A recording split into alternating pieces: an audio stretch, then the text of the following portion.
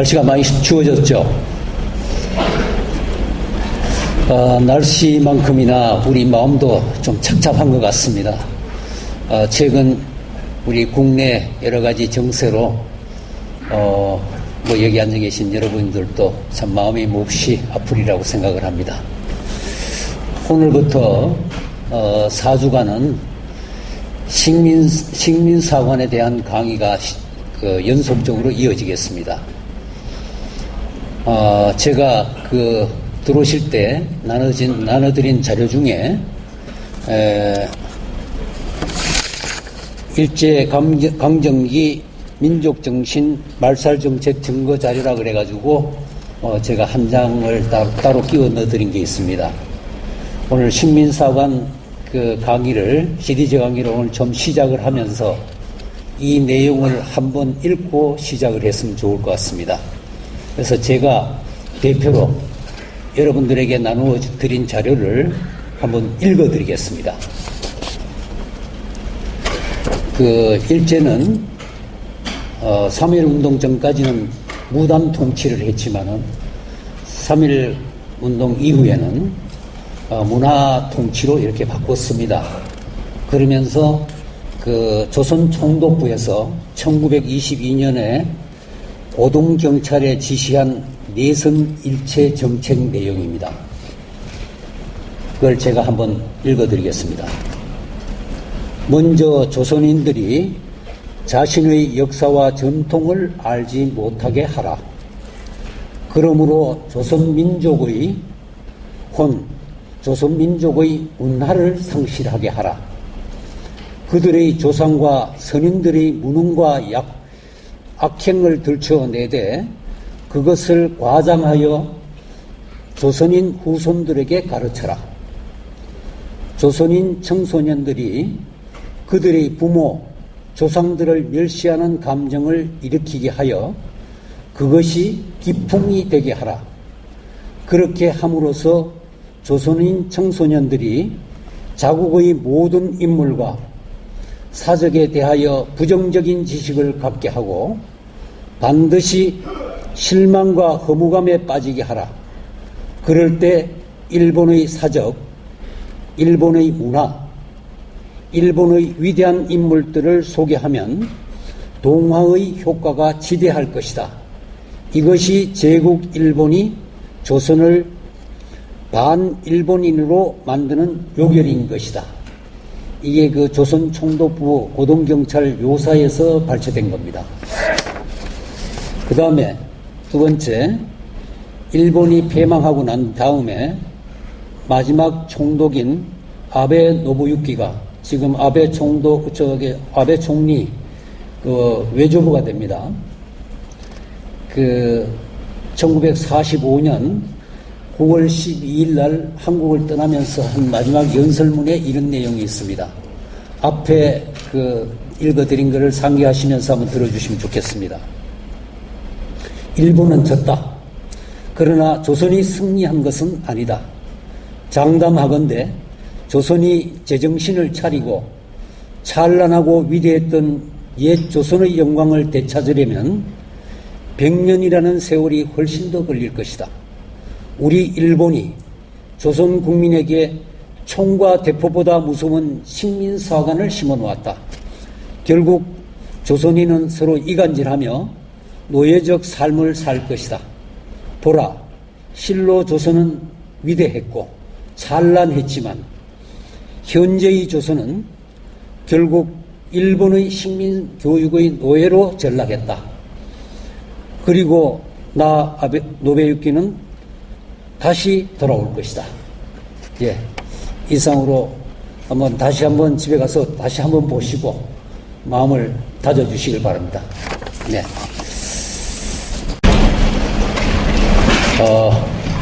오늘 모처럼에 참석해 주신 귀하신 내빈 몇 분을 소개를 해드리겠습니다. 오늘 또 이 추운 날씨에도 불구하고 고령의 이 자리를 찾아주신 우리 이무철 애국지사님을 소개합니다. 이무철 애국지사님, 예, 박수 한번 주십시오.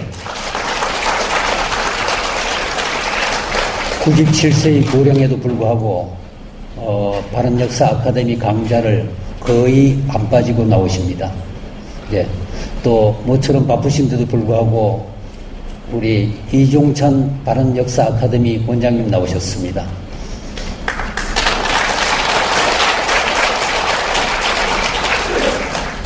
예.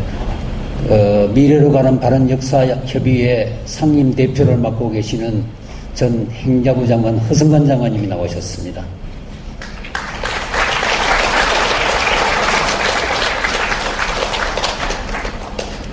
손병희 선생님 기념사업회 손윤 회장님 나오셨습니다.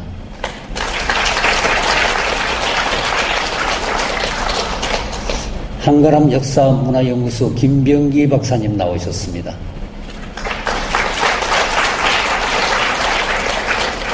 예, 다른 분도 소개 올려야 됩니다만은, 간략하게 그냥 소개를 마치고요. 모처럼 우리 이종찬 바른역사 아카데미 원장님이 나오셨는데 인사 말씀 간단하게 듣고 강의를 시작하도록 하겠습니다. 네.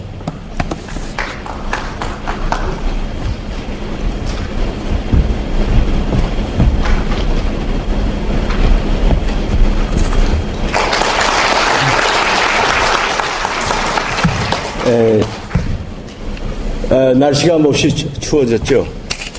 갑자기 날씨가 추워져서 여러분 건강에 유의하시기 바랍니다. 그동안에 여러분께 보고를 드리자면은 제가 옛날에 해삼이라고 그러죠. 연해주 브라지오스토크하고 하바로스크 거기 좀 다녀왔습니다.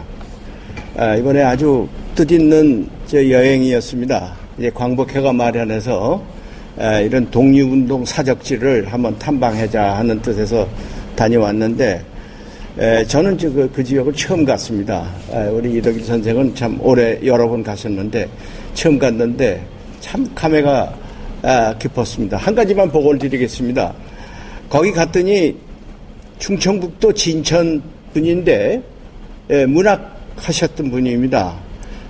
물론 일제시대에 카프 문학이라고 그래갖고 사회주의적 소설을 많이 쓰신 분이죠. 그런데 일본의 핍박이 심해서 1928년에 28년에 말하자면 그 당시 소련으로 망명을 했습니다. 자기가 망명하면은 자기가 사회주의를 신봉했던 그런 사회가 거기에 있을 것이라고 생각하고 갔는데 뜻밖의 상당한 고생을 했습니다. 그래도 거기서 그 소설도 쓰고 그렇게 지냈는데 1937년에 스탈린이 그 지역에 있는 말하자면 우리 동포들을 한 20만 명을 전부 중앙아시아로 쫓아버렸어요. 근데 그 쫓아보내기 전에 이런 대규모 사람을 이동을 시킬 때는 틀림없이 저항하는 세력이 있을 것이다 이렇게 생각해서 저항하는 만한 사람들, 글 쓰는 사람, 이런 만드는 사람, 이런 사람들, 하여튼 그런 사람들만 골라서 2,500명을 죽였어요. 근데 그 조명이라는 작가가 거기에 걸려들었어요. 자기는 사회주의가 좋을 것이라고 생각해서 갔는데 뜻밖에도 거기서 스파이로 몰려서 그래가지고 총살을 시켜버렸어요. 2,500명을 총살시키고 나머지 사람들은 전부 중앙아시아로 쫓아보냈단 말이죠. 가만히 생각해 보니까요. 왜 이런 일이 벌어졌습니까? 나라가 없기 때문에 그렇습니다. 나라가 있어도 제 나라가 아니라 정신적으로 이게 남의 나라에게 지배를 받았기 때문에 이런 꼴을 당했습니다. 지금도 나라 없어가지고 관세받는 민족들이 많습니다. 그런데 우리는 이제 나라를 찾고 이게 제대로 지금 가야 될 텐데 정신적으로는 지금 황폐화되고 있어요. 황폐화되고 있지 않습니까? 요새 벌어지는 일 보세요. 이게 어디 정상적인 일이 아니잖아요. 그런데 이 정상적이지 않은 일이 왜 생겼습니까? 우리가 기본적인 것이 빠져서 그렇습니다. 기본적인 혼이 빠져서 그래요. 그 기본적인 혼은 어디서 오느냐? 저는 역사에서 온다고 봅니다. 그런데 제가 얘기하는 이런 얘기가 제 얘기가 아니라 단지 신채호 선생이 얘기를 했어요. 역사를 잊은 민족은 미래가 없다고 그랬습니다. 아주 적절한 얘기예요. 이렇게 황폐화가 된 이유가 뭐냐? 역사를 우리가 자꾸 잊어가고 있고 올바른 역사를 정립하지 않고 일본 사람들이 만들어진 그 굴레 속에서 아직도 헤어나지 못하기 때문에 오늘날 이런 혼란이 계속 연속되고 있단 말이죠. 그래서 오늘 이덕일 선생, 제가 우리나라의 역사학자를 여러 봤습니다. 참 수십 명을 그런데 전부 병들어 있는데 그 가운데서도 그래도 맑은 물 한 줄기가 있어서 우리가 다행스럽게 생각합니다. 그 맑은 물 한 줄기, 이것을 지금까지 견지하고자 온 분이 저는 이덕일 선생이라고 생각합니다. 오늘은 이덕일 선생께서 우리가 이렇게 황폐화된 이유를, 왜 이렇게 황폐화가 됐느냐 하는 이유를 우리에게 역사를 걸어서 아마 설명해 주시라고 믿습니다. 우리 이덕일 선생을 우리 열렬히 이제 박수로 맞이합시다. 감사합니다.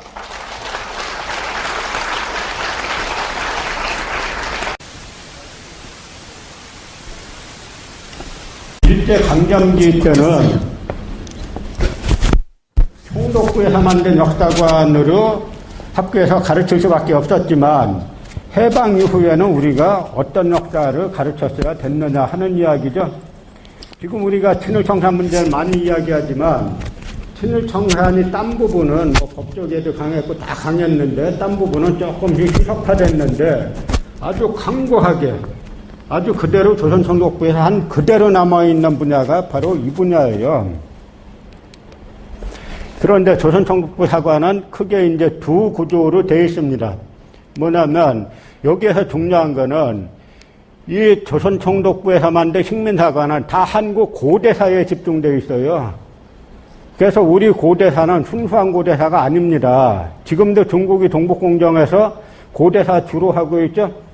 왜냐? 한국 고대사는 고대사가 아니냐면 바로 영토 문제, 현재의 영토 문제하고 아주 밀접한 관련을 가지고 있기 때문에 순수 고대사가 아닌 거예요. 그런데 이 사람들이 지금도 뭐냐면 예를 들어서 독립운동사 하는 분들에게 고대사 연구해야 된다 그러면 자기 전공이 아니라 그래요. 그러면 제가 조선총독부에서 만든 고대사가 어떻게 순수 고대사입니까? 조선총독부에서 만든 고대사는 근현대사죠, 현대사죠. 그런데 우리는 이걸 따로따로 사고를 합니다. 분절적으로. 왜 따로따로 사고하느냐? 같이 공자 말씀대로 이리관지 해가지고 고대사를 보는 시각이나 현대사를 보는 시각이나 같아야 돼요. 그런데 우리는 따로따로 봐요. 따로따로 왜 보냐면 그래야 두 개의 잣대를 가지고 행사할 수 있기 때문에 그런 겁니다. 누구나 다 총론으로는 식민사관 다 비판해요. 총론에 자가 하나 있습니다. 식민사 비판하는 자가 있고. 그런데 강론에 들어가 보면 다 식민사관이에요. 그러면 강론 가지고 비판하면 나는 식민사관 총론으로 비판했다. 이걸 갖다 방어막으로 쓰는 거죠. 그런데 이 조선총독부 사관은 크게 봐서 두 가지인데요. 하나는 아까 한사군은 한반도에 있었다는 한사군 한반도설.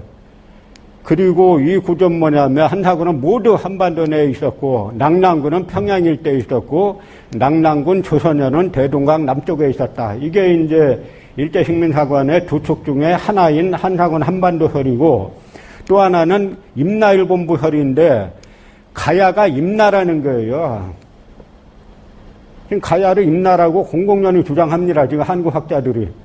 이 식민사관이 70년 이상 계속 오다 보니까 이 사람들이 이제는 버젓이 가야를 임나라고 주장하면서 심지어 전라도까지 임나가 지배했다라고 그렇게 지금 써놓고 있어요.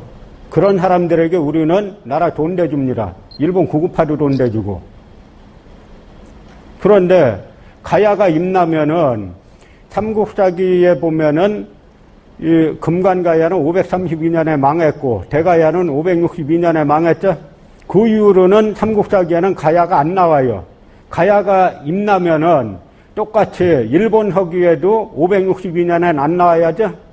일본 서기에는 100년 이후에도 나와요. 그 100년 이후에도. 근데 이 사람도 역사학은 그러니까 역사학이 아니에요. 뭘 주장하면 사료를 갖다 제시하면 그 사료에 설명해야 되는데 그냥 설명 안 하고 그냥 우기는 겁니다. 가야를 임나라고 우기기 시작한 게 일본군 참모본부예요. 광개토 대왕비를 변조했다는 그 의심을 사는 일본군 참모본부가 메이지 시대 때 가야를 임나라고 주장하는데 일본군 참모본부가 총 쏘는 거나 연습하면 되지 느닷없이 왜 역사 연구합니까? 그 역사 연구한 핵심이 가야는 임나다. 결론은 뭡니까? 그래서 한국을 지배하는 것을 점령하는 것은 우리가 침략이 아니라 우리 옛 강토를 되찾는 거다. 이따위 논리로 임나일본부서를 주장했는데 이게 아직까지도 한국 역사학에 그대로 남아있다는 그런 이야기입니다. 그러면 한사군이 어디 있었느냐? 한사군의 중심인 낙랑군이 어디 있었냐? 이걸 찾아보려면 어떻게 해야 됩니까? 일본군 참모본부가 뭐라고 주장했느냐? 안 중요하죠? 도쿄대, 교토대 교수가 뭐라고 주장했나? 전혀 안 중요해요. 한국 같은 상황에서는 서울대, 연고대, 서강대 교수가 뭐라고 했나? 이것도 전혀 안 중요합니다. 가장 중요한 건 뭐냐면, 한사군이 실제로 있었다는 그 당시에 중국은 역사서를 계속 펴냈잖아요. 그 중국 역사서들은 뭐라고 말하고 있느냐? 이게 중요하죠? 그 위치가 뭐라고 말하고 있느냐? 그래서 보면은 중국 역사서에 한사군에 관해서 나오죠. 특히 낙랑군에 대해서. 한서 설전열전에 보면 안사고가 말하길 낙랑은 유주, 북경에 속해 있다. 유주도 낙랑군 이런 뜻인데 그럼 상급 행정기관은 북경에 있고 하급 행정기관은 어디 평양에 있다는 거예요. 지금 경기도가 요 정도 있는데도 그게 너무 크다 그래서 경기 남도, 북도 나눠야 된다고 주장하죠. 그런데 한 도가 북경에서부터 평양까지 걸쳐져 있으면은 공문서 한 장 전달하는데 법이 서너 번 바뀌어요. 그러니까 이때부터 바로 우리 독립운동 하셨던 선조들이 중국사 보니까 이게 아닌 것 같다라는 말들이 나오고요. 그 다음에 후한서 광무제봉기에 보면 낙랑군은 옛 조선국이다. 요동에 있다. 고 조선국이야. 요동에 있다. 여기도 귀지제요동, 그 땅은 요동에 있다. 낙랑군은 요동에 있다는 겁니다. 그 언제부터 평양이 요동이 됐어요? 평양이 요동이면은 최영장군이나 정도전이나 다 뭐가 됩니까? 약간 정신 이상한 사람들이 되는 거죠? 왜 평양이 요동인데 요동 수복하겠다고 왜 압록강을 건너냐고요? 이런 이야기는 안 해요, 이 사람들이. 그런데 낙랑군에 대해서 가장 많은 정보를 제공하는 것이 바로 이 사기 하본기 그 주석에 나오는 태강지리지인데요. 여기에 뭐냐면 낙랑군 수성현에는 갈석단이 있고 만리장성의 기점이다. 그러니까 낙랑군에는 수성현이란 성이 있는데 거기엔 또 갈석단이란 산이 있고 거기에서 만리장성이 시작된다. 요 세 가지 정보를 담고 있기 때문에 요 세 가지 정보를 만족시키는 지역을 찾으면 거기가 낙랑군이 되고 그 주변이 한사군이 되는 거죠. 그럼 여길 갖다가 일본인들이 뭐라고 주장했는지를 한번 살펴보면요. 이나바 유아기치라는 조선총독부 조선사편수의 간사로 있던 인물인데 이 인물이 뭐라고 썼냐면 낙랑군 수성현, 지금 우리가 방금 읽어본 게 낙랑군에는 수성현이 있는데 거기에 뭐가 있다 그랬어요? 갈석단이 있고 만리장성이 시작된다 그랬죠? 거기가 어디냐면 낙랑군 수성현과 진나라 만리장성 동쪽 끝이 조선 황해도 수안의 경계에서 시작하는 것은 한서 지리지에 의하여 의심할 것이 없다. 낙랑군 수성현이 황해도 수안이라는 거예요. 그런데 그 사실이 어디에 나와 있냐면 한서 지리지에 의하여 의심할 것이 없다. 우리 문상재 박사 중국어 한문 대단히 잘하시는데 저도 조금 하니까 한서 지리지 다 뒤져봤어요. 다 거짓말이 하나도 안 나와요. 한서 지리지에는 황해도는커녕 한반도에 대한 기술이 빵입니다. 제로예요. 이 사람들이 왜 이렇게 거짓말을 써놨냐? 지금으로부터 100년 전쯤에 한서라는 역사책을 누가 갖고 있겠어요? 자기네들만 갖고 있는 겁니다. 그러니까 거짓말 맘대로 쓰는 게 한서 지리주의에 의하여 의심할 것이 없다. 이 식민사학자들이 의심할 것이 없다. 재언을 요하지 않는다. 이렇게 쓰면은, 이건 아무런 근거가 없구나. 거짓말이구나 하면은 99%가 아니라 100% 확률로 맞아요. 의심할 것이 없다. 전혀 안 나옵니다. 그럼 여기 우리가 만리장성이 한번 보세요. 이게 황해도 수안까지 이 장성이 왔겠어요? 이 장성을 누가 지킵니까, 그러면? 이게 북경에서부터 황해도 수안까지 이 만리장성 한번 짜놓고 지키려면 사람이 몇 명 있어야 돼요? 지금 중국 군대 다 와도 이거 지키기 힘들어요. 그런데 이 말 같지도 않은 얘기가 지금도 그대로 통용되는 게 이병도 씨가 낙랑군 수성현 자세하지 아니하나 지금 황해도 북단에 있는 수안에 비정하고 싶다. 이 사람들 용어는 역사학 용어가 아니에요. 비정하고 싶다. 그럼 여기에 맞서려면 난 비정하고 싶지 않다. 그러면 아는 겁니까? 그러니까 이 이병도 씨가 나는 비정하고 싶다. 이러면서 이게 그대로 내려오는 게 지금까지. 이 근거라고 살펴보면 다 하나도 맞는 게 없어요. 어거지로 갔다가 황해도 수안에 있는 걸 갖다 어거지로 갔다가 다 이제 뜯어 맞춘 건데, 요것만 한번 설명드리면 근거라고 된 게 수안에는 승남 산천조예, 그러니까 수안에는 동국여지 승남 산천조예. 이 사람들은 지금 친절하게 안 써요. 그냥 잉크가 부족해서 그런지 그냥 동국여지 승남이라고 쓰면 되는데 동국여지는 빼고 승남만 써요. 그럼 보통 사람은 반박하고 싶으면은 저 책이 뭔지를 알아야 되는데 승남만 써놨으니까 승남이 뭔지 알겠어요. 거기 수안군 산천조에 보면은 요동산이 있는데 요동산이 갈석산 아니냐 하는 이야기예요. 요동산은 요동산이고 갈석산은 갈석산이란 걸 뭐 굳이 말씀드릴 필요도 없죠. 그 다음에 방원진 석덩이 있는데 이 방원진 석덩이 만리장성 아니냐 하는 이야기입니다. 아까 우리가 봤지만 만리장성은 뭘로 쌌어요? 벽돌로 쌌죠? 자연석을 다듬어 싼 석성은 우리 동민족한테만 있는 거예요. 중국엔 저런 석성이 없어요. 이런 식의 말도 안 되는 논리를 갖다가 그냥 이나바위아기치가 한 걸 그대로 추종한 게 지금 그대로 오는 건데요. 여기 지금 중국 하북성에 가보면 지금도 산에 갈석산이 있고 신학갈석이라고 갈석산이 있어요. 그리고 여기가 바로 갈석산에서 동쪽으로 조금 더 가면 있는 지금 현재 만리장성의 동쪽 끝인 산해관이 있고, 그런데 우리가 얼마 전에 동북아 역사재단에서 날았던 45억인지 47억을 들여가지고 동북아 역사 지도라는 걸 만들었는데, 이 동북아 역사 지도에서 한사건 위치 비정한 것과 이 중국 동북공정 차원에서 만든 중국 사회과학원의 중국 역사 이 지도집, 이 두 개가 똑같아요. 똑같은데 단지 수성현 요거만 갖다가 하나 이 중국은 평양 서쪽에 해놨고 이 한국 거는 이병도 학설에 따라 가지고 이 황해도 수안에 해놓은 요거만 다르고 나머지는 다 똑같아요. 폐수로 청천강, 열두 대동강, 낙랑군, 조선현, 폐수현, 중지점대 이게 다 똑같아요. 이거 만드는데 45억이 들었다는 건데요. 이거 저희한테 만들려고 그러면 이거 얼마면 만드는 줄 아세요? 얼마 들겠어요? 45억에 뚝 잘라서 4억 5천, 4억 5천 안 들어요. 더 잘라서 4,500도 안 들어요. 더 잘라갖고 450만원, 450만원도 안 들어요. 복사비만 있으면 됩니다. 복사비에다가 이병도 학설과 중국 학설이 다른 것만 찾아가지고 이병도 학설 집어넣어 놓으면 그대로 똑같은 거예요. 이거 만드는데 대한민국 국민 세금 45억 원 들어갔어요.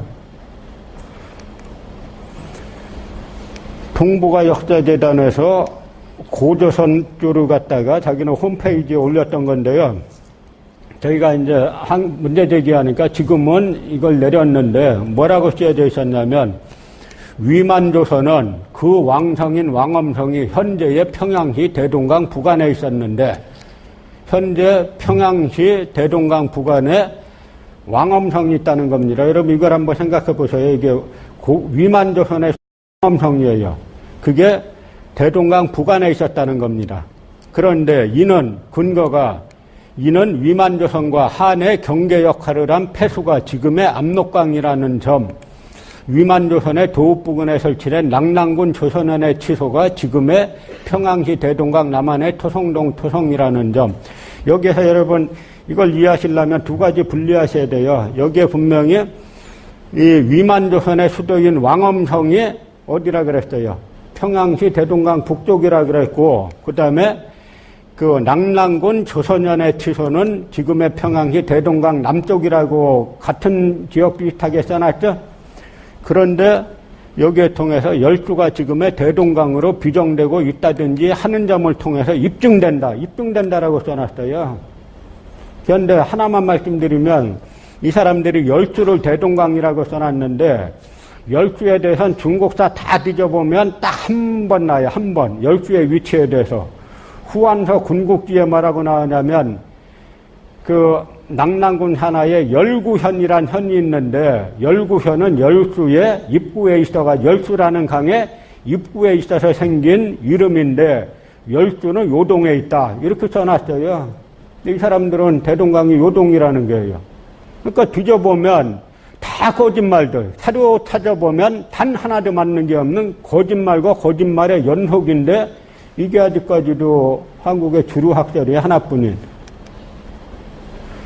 그런데 지금 동북아 역사재단이나 그 동북아 역사 지도나 이 사람들이 말이 사실이냐 아니냐 제가 어떤 그 사료적 근거 없이 제가 주장하면은 제가 문제가 있는 거죠.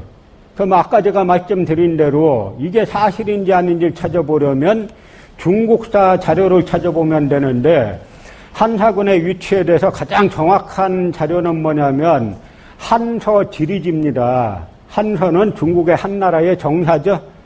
그 한서에는 자기네 위치를 적은 지리지가 있어요. 우리도 세종실록 지리지가 있죠. 그래서 그 한서 지리지를 보면은 그 위치를 알 수 있는데 한서 지리지 뭐라고 써놓고 있냐면 한서 지리지는 뭐냐면 기자조선의 도읍지에 세운 거는 낙랑군 조선현이고 위만조선의 도읍지에 세운 것은 요동군 험독현이라는 거예요. 군이 다릅니다. 위만조선의 수도인 왕엄성에 세운 거는 어디라고요? 한서 지리지에 따르면 요동군 험독현, 요동군 소속이죠. 그리고 기자조선의 도읍지에 세운 거는 뭡니까? 낙랑군 조선현으로 군 자체가 달라요. 근데 이 사람들 조금 아까 본 대로 그 왕성인 왕엄성이 현재 평양시 대동강 북안에 있었는데 그러면 이 요동군 험독현인데 바로 위만조선 도읍지 왕엄성 자리에 세운 게 요동군 험독현인데 그러면 대동강 북쪽이 요동군이란 이야기예요? 벌써 기본 자체가 안 맞죠? 제가 우리 쪽 사료 갖고 하는 것도 아니고 다 중국 사료 갖고 하는 게요. 중국 사료의 기본부터가 달라요.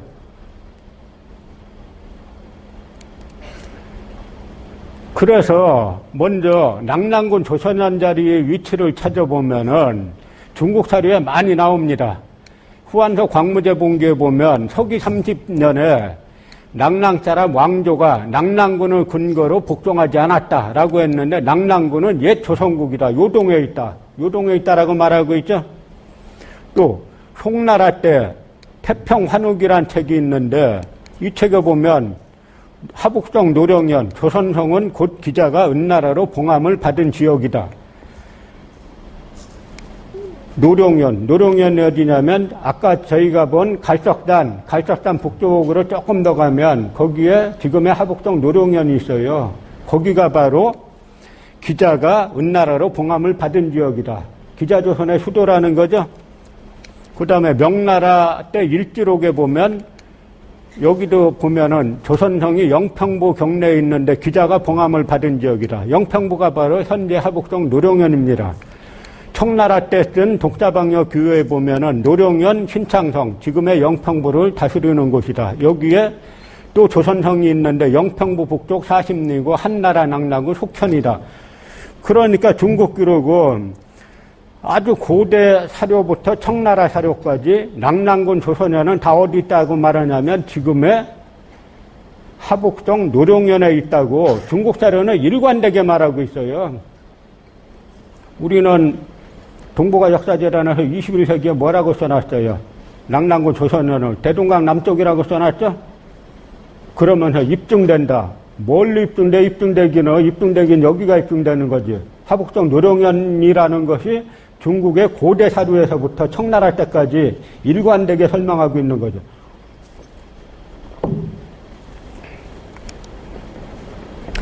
그러면 한서 지리지는 요동군 함독현을 어디라고 말하냐면 먼저 요동군 함독현은 응소가 말하길 조선왕 위만의 도읍이다.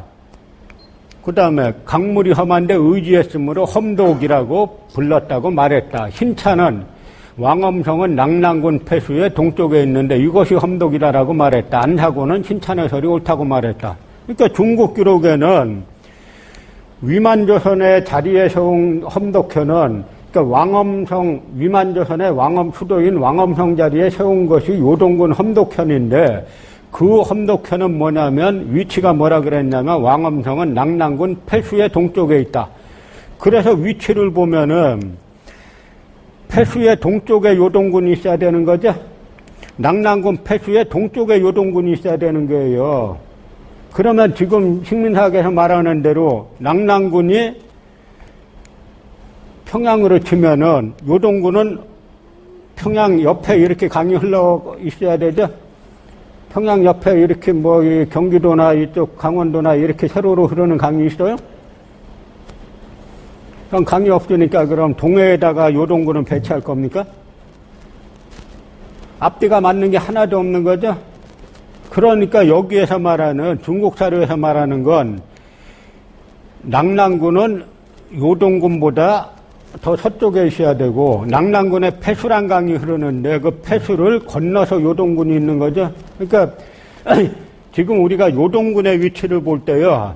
지금은 요게 요하입니다. 요하. 요게 요동반도고 요게 요하인데 그래서 지금은 요동반도 동쪽을 요동이라 하고 서쪽을 요서라고 하는데 이거는 한 1000여 년 전부터 생긴 거고 우리가 지금 이야기하는 한나라 시대 때 요동은 여기가 아니라 이 일대가 요동이에요. 이 일대가. 지금의 하북동 이 일대가 요동입니다. 그런데 지금의 요동이라고 쳐도 지금 우리가 조금 아까 본 이걸 다시 한번 보면 낙랑군 조선현이 여기 있고 요동군 함독현이 오른쪽에 있어야 되죠. 그러니까 이 사람들 중국이 지금 여기가 요동이라는 거예요.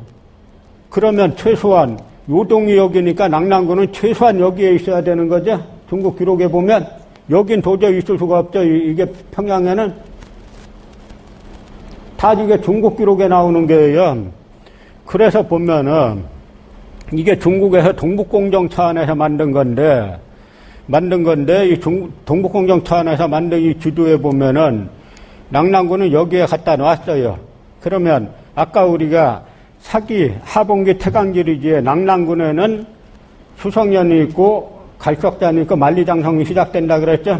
그래서 이 사람들이 수성현을 여기다 갖다 놨고 평양 옆에 만리장성도 여기다 끌어다 놨는데 갈석단은 여기다 못 그려놓고 여기다 그려놨어요.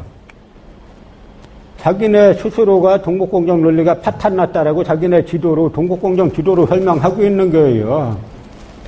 근데 중국 사람들이 여기 최소한 여기 식민사학자들보다는 중국 사람들이 조금 더 학문적이에요. 왜냐하면 우리는 아까 뭐라 그랬어요? 요동군 험독현 그러니까 위만조선의 왕성인 왕엄성의 자리에 세운 거는 어디라 그랬어요? 대동강 북쪽이라 그랬고 요동군 험독현은 동북아 역사재단 홈페이지에서 그 대동강 북쪽이라 그랬고 낙랑군 조선현은 대동강 남쪽이라고 해서 다 여기다 묶어놨죠?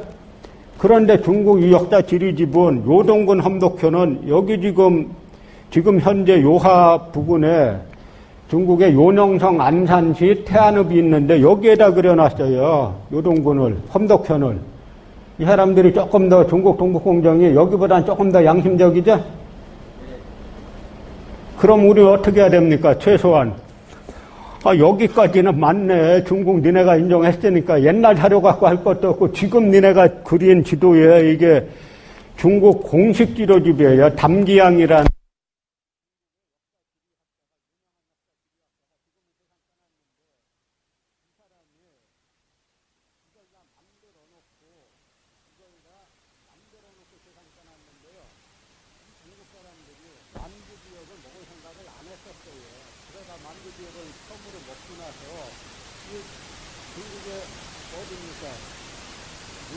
아까 말씀드린 산해관이 있잖아요. 여기가 산해관인데, 산해관 이쪽, 동쪽은 중국 사람들이 자기네 땅으로 원래 생각 안 했어요. 만리장성을 누구 막으려고 쐈어요? 이쪽 동쪽 막으려고 싼 거지. 장성이란 건 뭡니까? 그 안쪽은 자기네 땅이고, 바깥쪽은 자기네 땅 아니라는 거죠. 그래서 이 사람들이 여기까지 쌌었는데, 어쩌다 만두를 먹게 되니까 이 담기양이라는 사람이 대대적인 역사 왜곡을 합니다. 이 만두를 영준이 위에 먹어야 되겠다라고 해가지고 모든 역사를 다 바꾸는데 그나마 요동군 함덕천은 지금의 요동군 여기다 갖다 놨어요. 왜냐하면 요동군이라고 돼 있잖아요. 요동군 함덕천을 그럼 여기다 갖다 놓으면은 자기네 스스로가 말이 안 되니까 여기다 갖다 놨어요. 그러고 이 사람들이 지도 만들 때 그냥 만드는 게 아니라 이론서가 있어야지 이론서를 가지고 지도를 만드는 겁니다. 우리 공부가 역사 재단에서 발주한 공부가 역사 지도집에서 45년 가지고 만든 지도집에서 독서를 끝까지 안 그려놨잖아요. 왜 안 그렸나? 이 사람들 독서가 이론서라는 이 이론서가 있어 논문이 그거 보고 안 그린 거예요. 그 똑같은 이론이 이 사람들이 중국 역사 지도지 이론 설명서가 학문대천이란 책인데 여기에 동북권이 있어요. 중국에서 이 만주 이쪽 지역을 갖다 동북지역이라고 그러죠. 동북권의 요동군은 뭐라 그러냐면 선독, 그러니까 이만대선 왕엄성 자리에서 온 선독선은 후한때 요동석국에 속하게 되었다. 또한 요동석국에 소속된 각편은 모두 유하 협조가 있었는데 선독 3년만 조선반도에 있는 것은 불가능하다. 대단히 중요한 구절이 자기들이 동북공정 지도로 만들면서 동북공정 지도 이론서에 뭐라고 썼어요? 선독 3년만 조선반도, 한반도에 있는 것은 불가능하다. 이 말은 뭡니까? 최소한 우리가 지도에서 본 여기를 해놨으니까 여기까지는 그네 땅이 아니라고 지금 중국 동북공정에서 말하고 있는 거예요. 그러니까 자기네 스스로가 한사진이 한 번도 듣고 있었다는 동북공정이론에 합판난 걸 자인한 건데 그래서 중국 자기네 자료가서 설명 드리는 거예요. 그러니까 중국인들이 글쎄 한국을 얼마나 한심하게 보겠습니까? 자기네가 이렇게 해놨는데도 자기네가 이렇게 하면서 저 사람들도 좀 숨기면서 했는데 할 수 없이 한 거예요. 모종된 한국판이니까. 그런데 한국 학자들이 저길 갖다가 지금 신앙이라고 주장하니까 이 사람들이 소수를 넓히고 나면서도 소수를 넓히라겠어요. 정렬을 왜 그러느냐. 우리나라 국가적인 망신당하는 것보다 사실은 이게 더 망신이에요. 한국에서 이론서와 지도로 여기까지는 지금의 요령성, 안산시 태안읍까지는 여기가 요동문 인접합니다. 이만대선까지 인접합니다. 여기가 이만대선의 도시가라고 중국에서 지도를 말했고 거기는 이론서로도 선독하면만 조선반대에 불가능하다 라고 말했는데 우리가 좋아하는 거예요. 우리가 아니에요. 우리가 왜 거기 있으니까 그건 생각이에요. 이러고 있는 거죠.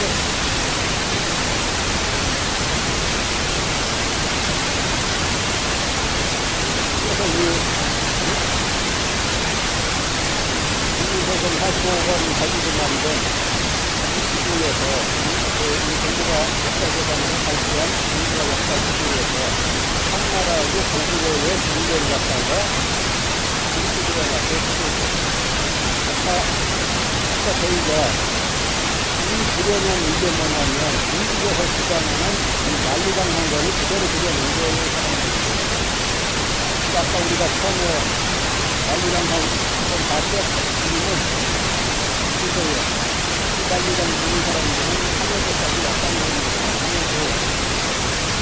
이런 만리장이 있다는 걸 생각이라고 들어보면서 사람들이 이렇게 있는데 그냥 이걸 갖다가 이 수상형으로 그려놨잖아요.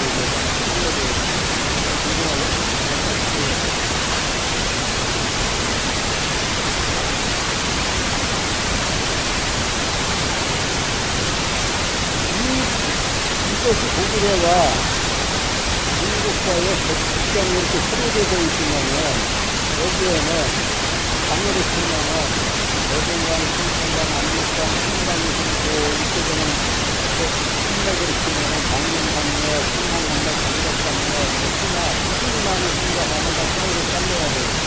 우리가 지금 북한하고 유유적으로 이제 이 수정강이 되졌는데 인중강이 이상하게 그러죠?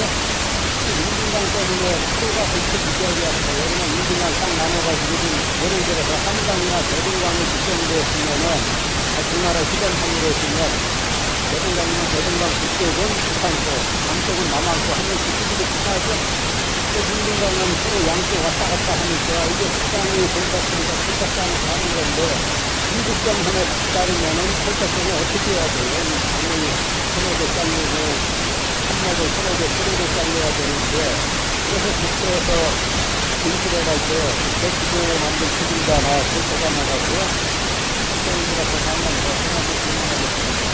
이 고구려와 중국의 국경선은 수로로 나눴는데 수로로 나면 하루도 국도가 뭡니까? 어떤 하루에 고구려와 중국이 국경을 한과 강을 하나씩 수로로 잘리고 수로로 국경을 가게 되어 있습니다. 다시 들어보니까 국경이 한국까지 이렇게 되어 있습니다.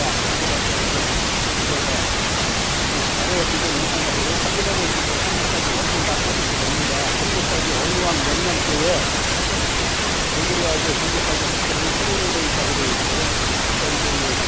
생각이 안 납니다. 사람들은 뭐냐면 아까 임신할 때도 항상 중국이어야 임신할 때도 중국에서도 노동을 한것 때문에 노동만 항상 그려왔는데 세상으로 그려놨죠. 인간으로 본 그리가 하나도 없어요. 누가 따지면 그런 그리가 한국까지 나옵니다. 그럼 누가 정말 한국까지 어떻게 확인할까? 한국까지 어느 왕 몇 년째 나옵니까? 난 그게야 생각이 안 납니다. 생각이 안 나게 뭐하는 나이가 도둑 맞으니까 이런 게 한국의 소위 말하는 무슨 실증사학이라는 거예요. 그래서 말 나온 김에 실증사학으로 한마디 말씀드리면 그 사람들이 실증사학 이야기하면서 누굴 이야기합니까? 랑토 이야기하죠? 랑토의 실증사학은 이런 게 아니에요. 랑토의 실증사학은 뭐냐면 랑토는 고기 나무에서 고기를 항상 물었어요. 건방이에요. 유럽은 그냥 프랑스 같은 중이고요. 랑터가 실증사학을 이야기한 거는 뭐냐면 우리가 비록 건방이지만 우리도 그냥 서로를 이렇게 모아가지고 일상상에서 우리도 기술사를 실증사라는 그게 인도신입장에서 실증사학을 이야기하는 거예요. 이 사람들도 인도신이고 어디를 이렇게 한반도 북부로 볼 때는 중국 인도신이고 한반도 남부로 볼 때는 중국 인도신이고 북한 인도신이고 그러니까 자기네 생애가 드러날 것 같으니까 저희같이 그야말로 저희가 사료 가지고 다 이야기하지 않습니까? 사료 가지고 이야기하면 무엇이라는 거, 무엇이라는 거. 아니, 사료가 그렇게 나와서 주장하는데 사료 없는 걸 갖다 주장하는 이 사람들이 인공국수주의자고 중국국수주의자들이에요. 저희는 지금 말씀드리는 게 제가 뭐 상당히 이야기했어요. 이런 거 시중의사 같은 이야기하니까 뭐 같은 이야기하니까. 다 중국 사료 가지고 다 이야기하잖아요. 중국 사료에 다 그렇게 나와 있는데, 중국 사료에 나와 있는 걸 이야기하면 그게 국수주의도 문제예요. 사람들은 자기가 일본 98인국 주의도 중국 첫 번째 국민국 주의장이나 한국까지 알아보는 거예요. 특히 4세기 때인데 4세기에도 한반도 남부에는 신라장구로 놓고 백제장구로 놓고 가야장구로 놓고 어떤 사람들은 그냥 모르고 그리고 아프마트에 찾아보면은 그래서 어느 위원이 질문하지만 백제 드렸습니다. 이 사람들 드린 거는 이 백장 이 맞박자 써놓고 꺾어놓으면 백자 위에 백제를 말하는 게 아니라 이 중국의 삼국지 위기 공유전에 보면은 거기 삼만조가 나오고 거기에 삼만조는 뭐냐면 야한, 비난, 전환이 있는데 야한은 50가지의 소국, 비난, 전환은 12개 소국 합쳐서 38개 소국이 이끌고 버린다. 그 중에 하나가 백제국이 그 중에 하나가 하루국이다라고 해서 그렇게 들어놓고 나서는 한국까지 비민하고 중국 시대에 나와 있는 이 38개 소국을 밀어넣기만 드렸습니다. 사람들 이거 전문가가 딱 이야기하자면 그냥 계속 거짓말을 계속 해주는 거예요. 한국까지는 이 4세기 때면은 이미 백제가 다 이쪽 장악했고 신라가 이쪽 다 장악했고 아래 이 가야가 있는데 다 없다는 거예요. 38개 소국이 우분된다는 겁니다. 이게 일본 신화사들이 주장한 거예요. 왜 주장했느냐? 그래야 아까가 나오고 인간적으로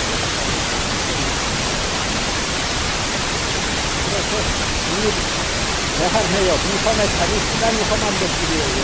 그래서 가을부터 봄까지 배가 못 다닙니다. 그러면 한반도 남부가 중국에 힘들면은 어떻게 되냐면 일본에 제도 힘들면 가을에 한반도 남부에서 민족회담 운동이 일어나면 봄까지 배가 못 다니니까 봄까지 혼자까지도 발표해야 되는 거예요. 그래서 삼국사기에서 말하는 대로 백제가 강력한 고대국가고 신라가 강력한 고대국가는 도저히 여기에 자기네 신분들을 줄 수가 없는 거예요. 그러니까 아주 간단하게 제가 끝까지 답변을 묻는 거지. 사고 방식이 아주 당신의 군부식 사고 방식이에요. 군부식 그냥 일본 군부식. 우리가 주장하는 게 일본 참모본부라고 그랬죠. 그 일본의 참모본부 이쪽 사람들이 한국까지 수직으로 90년을 주장하고 있는데 그게 지금까지 한국 고대사학교 하나뿐인 정석이에요. 일본의 참모본부에서 발전된 걸 갖다가 이 시다소크스라는 사람이 한국까지 수직으로 90년을 주장하는데요. 대단히 중요한 문건이기 때문에 한번 읽어보면 한국까지, 특히 한국까지 신라본부의 상대 윗부분에는 흔히 왜 혹은 요인에 관한 기사가 잘못 추구하게 포함되어 있다. 한국까지 신라본부의 왜에 관한 기사가 많다 해서 어떤 사람들 정신사는 왜에 한국에 그러므로 그 기사는 일본적인 조사기와서도요 우리 일본의 상대사를 증명하는데 중요한 사례인 것 같이 생각합니다. 그러나 대부분 한국까지 상대 부분이 역사적 사실의 기대를 인정하기 어렵다고 하는 것은 동방아시아의 역사를 연구한 현재의 학자들 사이에서는 거의 이론이었기 때문에 뭐에 관한 기록력도 마찬가지로 하루로서는 가치관자로 보기에는 안 됩니다. 의미가 뭐예요? 역사학에서 한국까지 신라본주를 갖다가 수비기전을 사실이 아니다라고 주장하는 어떻게 되냐면 다른 정치에 다른 역사서를 보면서 다른데 이 다른 역사서를 쓰니까 이렇게 말해야 되는데 의미가 뭡니까? 동방아시아의 역사를 연구한 현대 학자들 사이에서는 거의 이론이었기 때문에 이론이었던 제가 이론이었던 자기가 주장하고 자기네들이 주장하는 거 저도 이론이 없는 게 누구냐면 아주 수다스럽게 이만희지 미야마시가 하고 하는 일본이 대한민국 쪽에서 일본이 들고 갔어서 지금 그들끼리 모여가지고 이거 우리 사실 이렇게 말해야지 그래서 그런 것이 기록 역사라고 하는 것은 결국은 뇌에 관한 기록 역도 마찬가지로 사료로서는 가치가 없다고 얘기하면 안 된다. 핵심은 뭡니까? 이건 보죠. 일본 서기에 나오는 기록하고 한국사기 신라본주에 나오는 외화도 아주 달라요. 한국 삼국사기 신라본기에 나오는 예는 뭐냐면 해적 수준이에요. 해적이나 또는 배가 고파서 생각이 되니까 신랑 유저라고 하는 수준이에요. 그러니까 아주 해적 소수의 해적 수준 해적들이 한반도 남부에 식민지를 설치하고 200년 동안 지배했다고 보기는 좀 어렵지 않아요. 그러니까 삼국사기 표지기록을 가짜로 모으자라고 시작하는 겁니다. 그런데 나중에 저희 이광재 광국회 이동규 회장님 회장님 말씀 들으면 내년에 좀 신청한다니까 그때 제가 아주 자세하게 이 말씀 드릴 건데 오늘은 시간이 짧으니까 이 백제 사회에 관해서만 한번 말씀을 드려보면요. 우리는 지금 국정교과서 시끄럽죠? 국정교과서도 문제 많고 거민정보다 문제가 많아요. 이 부분에 대해서는. 저는 국정 시절부터 국정교과서를 반대해왔고 거민정 시절 때는 거민정 자체를 반대한 게 아니라 거민정 교과서에 고대해서 부분에 문제 있다라고 주장을 해왔습니다. 국정은 말할 것도 없는 거고 국정은 지금 그렇게 북한 북한을 동족으로 보는 사람들이 북한의 국정이에요. 아주 북한을 북한의 사람이 일체제대로 국정으로 가자라고 막 하는 건데, 우리나라 같은 일부체제를 채택하고 있는 나라는 역사가 하나만 가지고 하면 안 되는 거예요. 근데 어쨌든 이게 국정교과서에 뭐라고 써놨냐면, 백제 부분에 백제는 한강유역으로 세력을 확대하려던 한해 9년을 막아내면서 성장하여 한해 9년이 바로 한사군이에요. 어떤 사람들은 한사군이 지금 황해도에 있었다라는 전제를 쓰고 있는 거죠. 3세기 중엽 고유왕 때 중앙국정국서에 토대를 형성했다. 3세기 중엽 고유왕 때 백제를 건국했다는 이야기예요. 근데 이거는 2003년도 국정교과서인데 고교 2011년 거민정교과서 뭐라고 썼냐면 3세기 중엽 고유왕 때 이르러 중앙국정국서에 기초를 마련하여 딱 저거는 그럼 여러분이 생각하시기에 백제를 삼국사기에는 백제 언제 건국했다고 써놨어요?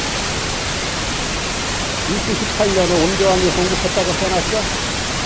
이 사람들은 그걸 갖다가 1300여 년 싹둑 잘려가지고 고유왕 때 건국했다는 겁니다. 그 근거가 뭐냐? 이정도 씨가 나의 연구한 바로는 엄밀한 의미의 백제 건국은 온도로부터 제8대 되는 고유왕 때 되었다고 믿는 바이다. 자기가 이정도 씨가 나는 고유왕 때 되었다고 믿는 바이다. 라고 하니까 이것 따라서 그대로 국정이고 거민정이고 그대로 가는 거예요.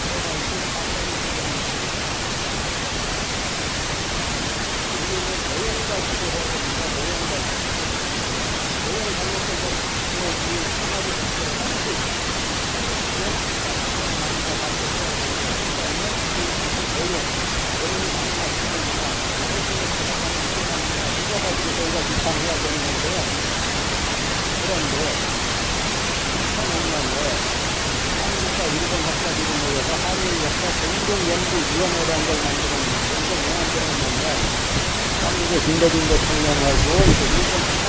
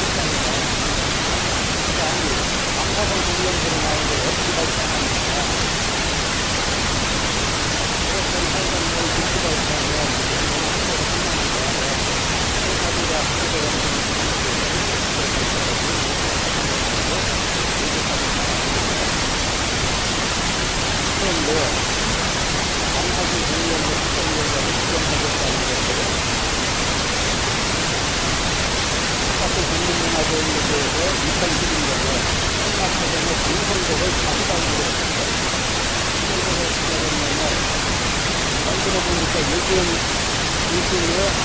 대학원 수업 중에 한나사전이 신소리 시장에 축제되다가 또 시장을 시작한다고 했어요. 보고합니다. 그래서 알아봤더니 박살기로 있는데 여기에 백제 신앙가족과 삼세기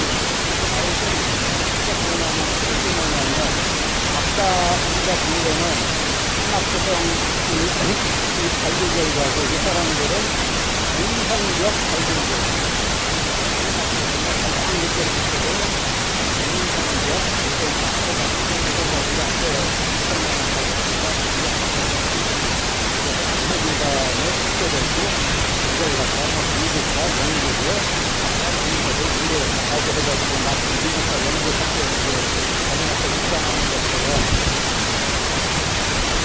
이건 무슨 대단이다 하자 그것만 범죄입니다 아니고요. 이게 범죄이 아닙니까 이게? 나라돈 가지고 다른 나라는 없는 것도 만들어서 사실로 하는데 2000년도에 방사성 공룡을 특정해가지고 21세기 때부터 시장걸로 나오면 받아들인구만이지 이걸 부정하기 위해서 또 나라돈 끌어들여가지고 공성벽 딱 해서 3세기 후반에 이후부터 축제되기 시작했다라고 기기됐어요. 자유로움이 불교력은 그렇게 가르치는 겁니다. 이 같은 사람 없으면은 그냥 자기들끼리 척 걸려가지고 그냥 가면은 생각해서 2000년간에 나왔어. 이거 앞으로 운영하면은 그냥 하기못하고 이렇게 자기못하고 하고 축제를 가는 거예요. 이런 나라이기 때문에 지금 그런 일들이 발생하는 거예요. 끊임없이. 그래서 이걸 대처하려고 신마트를 인정만 내가지고 생각합니다. 그런데 바꿔주려면 여기에서 이런 순서 백제인들이 공양도시관념에 의하여 시작된 것입니다. 이게 백제 발전기를 이제 바꿔야 아까 이정도 선생님이 화장실에서 용변보다가 깨달았다 해도 받아들이고 순속에서 깨달았다 해도 받아들이던 사람들이 느닷없이 왜 이정도 선생님이 삼성에 백제가 공급됐다라고 하는 것도 왜 불문하게 나왔을까? 이것도 미스터리죠. 이 정도의 선생님이 있다는 게요. 쓰다시피가 한국사기에서는 저희는 백제, 대왕이전의 백제에 관한 기사는 모두 사실로서 믿기 어려운 것이고 그것은 신성의 사가들에 의해 만들어진 것이다. 그래서 이 정도는 대왕 때 건국됐다고 주장하는데 이것도 버리고 쓰다시피가 대왕 다음에 13대 동포왕 때 백제가 건국되었다. 그러니까 대왕이전의 역사는 믿을 수 없다라고 하니까 동포왕 때 건국되었다. 라고 이세기와 대한민국 국민세기 가지고 한일역사 공동연구위원회가 주장합니다. 여기 가보면 석천동 있죠? 석천동. 여기 가보면 뭐라고 써놨었냐면, 석천동에 거대한 고집이 있습니다. 그래서 이쪽에서 다 파괴해서 그렇지. 강제포도양, 강수양 고집 못지않은 이름 자체가 석천동이잖아요. 석천동 돌마을. 근데 거기에다가 있는 거, 또 끌어모아갖고 비슷하게 해놨는데, 거기에 뭐라고 써놨었냐면, 불포구항에 무덤이다. 많은 집으로 써놨어요. 불포구항에 무덤이란 근거가 어디 있는데, 그냥 나서 모르면 알 수가 없어요. 이 사람들이 불포구항 가지고 막 유교하게 하는 것 같지만, 그게 아니라, 백제, 이 사람들 머릿속에, 백제가 이만한, 이 피라미드를, 이만한 돌무덤을 만들 수 있는 거는 백제가 불포구항 때 공격했으니까 불포구항 때 했으니까 이렇게 써놓는 거예요. 그래서 제가 여러 기사잡지나 이런 데서 쓰면서 이 불포구항 됐다는 근거가 하나도 없다라고 썼더니 요즘 가서서 뭐라고 써놓은지 아세요? 여기 써놨어요. 드라마 불포구항 이렇게 해가지고 해놨어요. 이 사람들은 자나깨나 어떻게 하면 우리 역사 축소할까? 불포구항 근거가 없으면은 그냥 차라리 백제 왕의 무덤인 거는 확실한 것 같은데 누구의 것인지 모르겠다 이렇게 써놓는 거나 쓸 수가 없죠. 그런데 우리의 스승님은 정도 수가 선생님 학교를 반대하면 안 되지. 이게요. 간단한 게요. 이 정도. 아니지. 우리 진짜 선생님은 수가 스키드 선생님이고, 이만희도 선생님이고, 시어마스 야속하게 선생님이시지. 어떻게 이 정도 그 아래지, 어떻게 우리 일본인 선생님들을 갖다가 다음에 일본인 선생님 학교를 갖고 가지 마음대로 전 아니지. 이게요. 제가 여러 번 질문 받았습니다. 뭐냐, 옛날에 서울법대 학장하시던 최태영 박사님이 고도가 연구하셔가지고 이정도 씨 이렇게 제가 이정도 씨가 제가 이제 잘못 갔다라고 했다는 보도 있었죠. 그랬더니 이제 교자들이 이정도 씨가 도망나고 그랬었는데 이건 단순히 이정도 씨 한 사람 부산에서 해결될 문제가 아니에요. 그 부족 거대한 카르텔이 있는 거예요. 요즘은 민나일본부까지 되살아났는데요. 이 쓰다스키트는 민나일본부를 갖다 이만큼 쓰다스키트 터져나온 걸 드린 겁니다. 지금 분야일사라잖아. 요즘은 이만큼 올라가더니 전라도까지 전부 다 들여놓고 이 제주도까지 다 이제 일본이 지배했다고 해놨는데요. 여기 국내 학자 같은 게 가야 임나 제주도까지 들여놓고 이게 이제 일본의 풍소사 교과서에서 가야 임나, 여기 임나 가라. 이 풍소사 교과서가 일본 구급파들이 만든 일본 구급파 교과서인데 똑같아요. 구도가 여기 장교포대왕도 그려놓고 이 구도 똑같이 그려놓고 장교포대왕도 그려놓고 그런데 참 한심한 게 이 장교포대왕비는 그나마 장교포대왕비 사진 찍는데 이건 장교포대왕비가 아니에요. 이분들 공간으로 보면 진짜 좀 생각하지 말고 좀 공부 좀 해보라고 말하고 싶은데 장교포대왕비 구경도 못해봤는데 엉뚱한 비 갖다 놓고 장교포대왕비라고 써놨어요.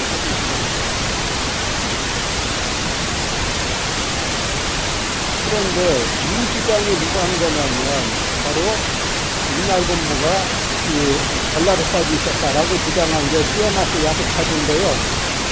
시어마스 야스카드가 일본인들이 처음에 가야를 임나라고 주장한 게 일본군 이 참모본부에서 주장한 걸 갖다 쓰다스키트가 이렇게 주장했어요. 그러다가 그게 이만희승 이후라면 조선왕족부 학자가 경상북도 고령으로 확대시킵니다. 이걸 갖다 시어마스 야스카드가 전라도까지 확대시키는데 한 사람들 들보면 가관이에요. 예를 들어서 일본 서기에 탁순이란 곳이 나와요. 탁순. 탁순을 갖다가 일본 서기에만 나오고 삼국사기 성경사에 이렇게 안 나오죠. 탁순에 대해서 뭐라고 하냐면 거기들끼리 대주라 그러고 뭐 창원이라 그러고 하는데 탁순에 대해서 뭐라고 나오냐면 일본 서기에 보면 100개의 사신이 탁순에 와가지고 일본으로 가는 길을 물어봤다는 거예요. 100개의 사신이 탁순이 대구면은 대구에 가가지고 100개 사신이 대구에 가가지고 내륙은 대구에 가서 일본으로 가는 길을 물어봤다는 게 말이 되겠어요? 말이 됩니까? 내륙에 가가지고 대구 내륙에 가가지고 일본 가는 100기를 물어본다는 게 말이 돼요? 이게 이런 게 학문이에요. 그러니까 일본 서기에는 고구려, 백제, 신라, 임나 이야기가 많이 나와요.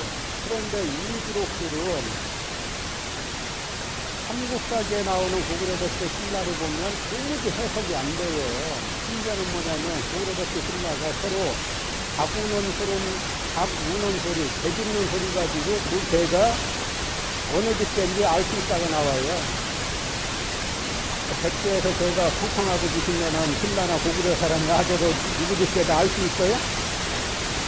일본 서기엔 그렇게 나와요. 그러니까 이 북한의 김석평이라는 이 학자가 중국적 일본 서기에 나오는 고구려 백제 신라 가라 뭐 이런 것들은 한국사기의 고구려 백제 신라 가야가 아니고 이 이쪽에 있던 중국이 일본 열도에 진출해가지고 세운 소국이다. 이렇게 주장해가지고 엄청난 세상이 일으켰어요. 그때 일본 학자들이 엄청 큰 충격을 받았습니다. 맞아요. 그 위치가 어딘가에 대해서는 제가 논의해야 되지만, 그 일본 서재 나와 있는 기록들을 보면은, 이건 도저히 한 나라라고 볼 때는 아주 작은 소속들 이야기예요. 그리고 심지어 어떤 일이 있냐면, 광수왕 때 고구려대제 신라 사신이 한꺼번에 일본에 도전받았다는 거예요. 동시에 와가지고. 그러면 광수왕 때 고구려대제 신라 사신들이 우리 일본에 도전받 들어가 있으니까 어디 한 군데 모입시다 하고 모여가지고 일본에 가가지고 야마도에 가가지고 우리 동전으로 와서 도전받으러 왔습니다. 이게 말이 되겠어요? 그러니까 이 북한의 김갑장 이전에 중국발, 한국, 함안에 일본으로서 중국발 제기해가지고 엄청 쇼크를 줬어요. 그래서 인터스코 속에서 이 북한 학자들이 주장하는 거는 인나의 위치가 지금의 일본의 오카야마현 시기현이다, 시기다 이렇게 주장하고 있고요. 한국 학자들 중에서 일본 구급파를 추종하지 않는 학자들은 100%가 일본 널전으로 규정하는데, 일본 널전을 어디로 규정하냐면 대마대로 규정하는 것이 많고, 왜 그러냐면 일본 서재 보면 인나의 위치를 말할 때 위쪽은 바다로 가로막혀 있고 이렇게 돼 있어요. 가야는 위쪽이 바다로 가로막혀 있어요. 대마도로 규정하는 학자들이 최재석 교수님이 문정창 선생님이 여러분들 많고, 그 다음에 지금 일본의 큐슈, 가장 북단인 큐슈 있잖아요. 구주. 여기를 규정하는 또 학자들이 있어요. 그래서 한국 학자나 북한 학자들, 그러니까 인나이 본부가 한반도 남부에 있지 않았다라고 보는 학자들은 전부 다 일본 열전으로 규정하고 있는데, 우리가 이 일본군 참모본부하고 쏟아서 지키는 이메라고 주장한 것, 이마미시루가 정상국도로 끌어올린 걸 이시야마스 야스카즈가 전라도까지 확대시켰는데, 이걸 이제 지금 들어와갖고 한국에서 아주 살려치고 있는 거예요. 우리 독립운동 활동가 선배들이 살아나셨으면 진짜 이걸 뭐라고 말씀하실지 답이 안 나오는 상황인데요. 이시야마스 야스카즈는 어떤 인물이냐면, 일본이 45년 패전하고 쫓겨갔지 않습니까? 그래서 일본 학자들 사이에서도 상당한 반성이래요. 우리가 순수해야 하는 학문, 순수해야 하는 역사학을 가지고 우리가 침략 도구로 이용된 거 아니냐. 이렇게 앞으로 반성하고 이렇게 하지 말자라고 해가지고 상당한 반성을 지니는데, 이 시야마스 야스카즈는 거꾸로 1949년에 인나 흥망사를 써가지고 인나가 전라도까지 뽑았다. 아주 거꾸로 써놔요. 뭐냐면 49년에 이게 뭡니까? 아까 우리 회장님이 일본의 마지막 총독 노부야키가 뭐라 그랬어? 우린 다시 돌아올 것이다. 딱 그 이야기 하는 거예요. 우린 다시 돌아온다. 일본인들이여, 우리 제주계 국민들이여, 좌절하지 말아라. 우린 다시 한국 정벌할 수 있다. 이거 이야기하는 거예요. 이 시야마스에 대해서 어떤 일이 있냐면, 서울대 국사학과의 김원영 교수, 고고학의 투수라고 하는 분인데, 연세대 김영섭 교수님 가서전에 보면, 이분이 당시 서울대에 있다가 이제 연대로 온 분인데, 수업하고 있는데 누가 쓰레기 들어오는 게 나가보니까 당시 이제 서울대 지금의 교무차장하고 시야마스 야스카즈가 와가지고 김선생 수업을 신간하게 축하한다.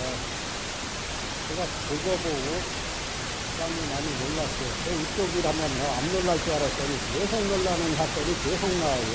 그거 보고 이 조선나 천수의 인간들이 해방 이후에도 들락날락거리면 그게 했단 이야기 아니냐. 그렇지 않습니까? 거기에 또 뭐냐면 이번 동안에 일본의 천리교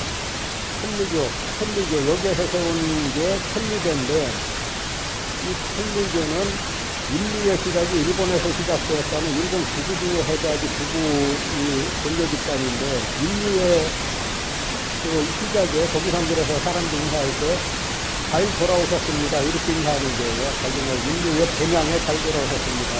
거기에서 이제 김영석 선생을 초청했는데, 초청하는 거 하는 말이 이정도 선생이 천리교 초청받아서 갔더니 천리교 조복을 입고 그 여대에 참석하기로 했다. 제가 그 여대에 한번 가봤어요.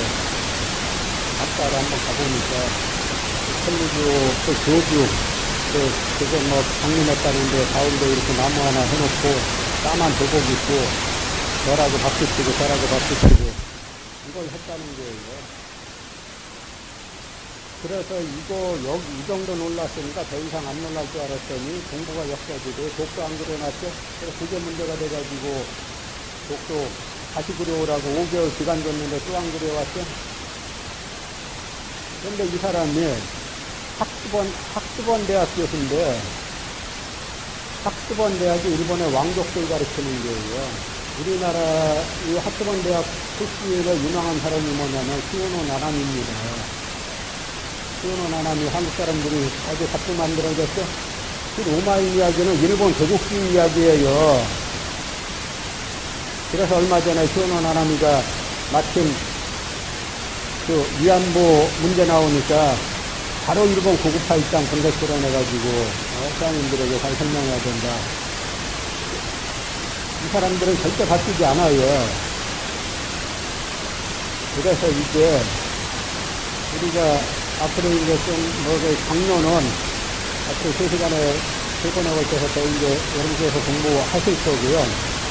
이 국민사학은 단순한 학술 문제가 아니라는 사실을 인식해야 돼요. 학술 문제는 이미 끝났어요. 다 거짓말이에요. 거짓말이 아니라 이거는 정치 선전이기 때문에 계속 오는 겁니다. 지금의 상황은 구한말과 비슷해요. 구한말에 소위 선생, 의정자, 이강년 선생 누가 사용시켰어요? 일본인이 사용시킨 거 아니에요. 조선인들이 죽인 거예요. 이강년 선생 보면은 당시의 법원이 성리원인데 여기 잡혀갔습니다. 이강년 선생이 성리원 권리를 보고 너놈들은 국적이 어디냐? 조선입니다. 조선님이 왜 일본 앞쪽에 노릇하고 있느냐? 거기에서 상판결 받고 거기서 돌아가신 거예요. 제가 얼마 전에 어디 강연 갔더니 그런 분들이 묻기를 지금이 조선의 뭐 어느 왕자하고 비슷합니까? 고종 말기하고 비슷합니다. 그랬더니 웃길래 웃지 마시라고 해도 웃자고 하는 얘기 아닙니다. 일본 구급화 논리와 자금이 지금 대거 유입되고 있고 외국 카르텔이 광범위하게 존재하고 있고 여러분이 보통 항상 생각하시는 것보다 광범위하게 존재합니다. 하나 예를 들면 제가 물증을 못 하겠어요. 벚꽃 우리나라 봄 되면 사방 벚꽃이잖아요. 그거 그냥 심은 것 같아요. 여러분 지금까지 태어나셔서 한 번이라도 벚꽃 손으로 심으신 적 있으세요? 없죠?